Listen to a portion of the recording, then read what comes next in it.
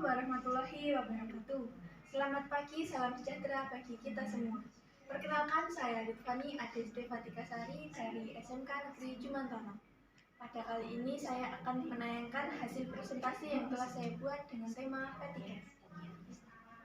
Dalam laporan keuangan akuntansi terdapat dua jenis kas. Yang pertama ada kas kecil atau petty cash, dan yang kedua ada kas besar atau cash in bank. Kas kecil adalah dana yang disediakan oleh perusahaan untuk pengeluaran operasional perusahaan yang sifatnya relatif kecil dan tidak ekonomis bila dibayar dengan cek. Contohnya ada pembayaran air, telepon, listrik, pembelian materai, dan pembelian perangko. Yang kedua ada cash in bank atau kas besar. Kas besar adalah dana yang disediakan oleh perusahaan untuk pengeluaran operasional perusahaan yang sifatnya relatif besar dan di mana pembayarannya dilakukan dengan cek. Menurut Nur Aida 2014 mendefinisikan petty cash dalam buku Manajemen Administrasi Perkantoran, yaitu petty cash adalah suatu dana khusus yang berperan penting dalam kelancaran perusahaan, yakni untuk memenuhi kebutuhan-kebutuhan kantor sesuai dengan prosedur yang telah ditetapkan. Next. Selanjutnya ada tujuan dari pencatatan kas kecil. Yang pertama ada menciptakan cara bayar yang lebih ekonomis karena pengeluaran yang sifatnya relatif kecil dan mendadak. Tujuan yang kedua ada meminimalkan terjadinya kesalahan alokasi pembayaran. Jadi transaksi besar atau kecil tidak akan tertukar karena terdapat dalam pembukuan yang berbeda. Tujuan yang ketiga ada mempercepat proses realisasi anggaran dari sebuah kegiatan yang memerlukan dana yang secara cepat dan mendadak atau tidak direncanakan sebelumnya. Tujuan yang terakhir ada meringankan pekerjaan karyawan dalam melaporkan kinerjanya kepada atasan atau relasi bisnis. Selanjutnya, metode pencatatan pada kas kecil ada dua. Yang pertama metode impres atau sistem dana tetap, dan metode yang kedua ada metode fluktuasi atau sistem dana tidak tetap. Metode impres adalah metode pembukuan dana kas kecil yang jumlah rekeningnya selalu tetap. Setiap terjadi pengeluaran transaksi yang menggunakan kas kecil tidak langsung dibuat jurnal, melainkan hanya dikumpulkan bukti-bukti transaksinya dan dicatat saat ada pengisian kembali dana kas kecil.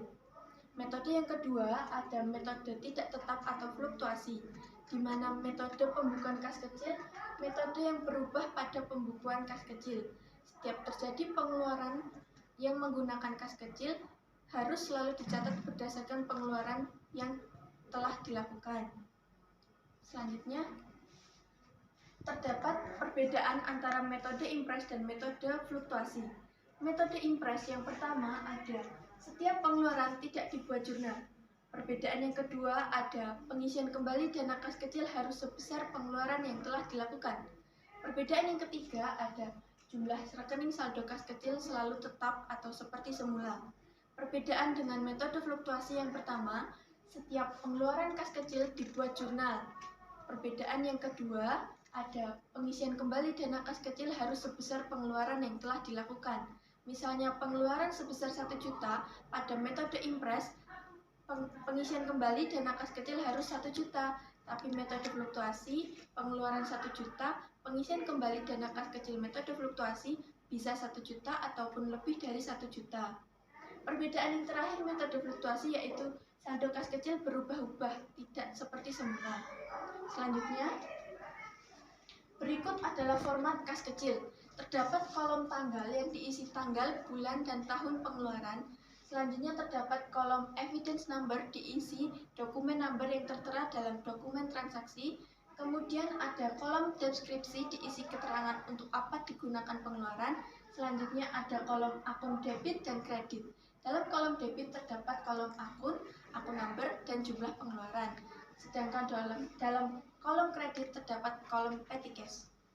Yang terakhir, kesimpulan dari presentasi kali ini adalah dalam menjalankan sebuah usaha, perusahaan memerlukan metode yang tepat dalam mengelola keuangan untuk meminimalisir terjadinya kesalahan dan penyelewengan dana. Sekian dari presentasi saya, bila ada kurang dan lebihnya mohon dimaafkan. Semoga presentasi kali ini dapat menambah wawasan Anda. Sekian, selamat siang, sampai jumpa. Akhir salam, wassalamualaikum warahmatullahi wabarakatuh.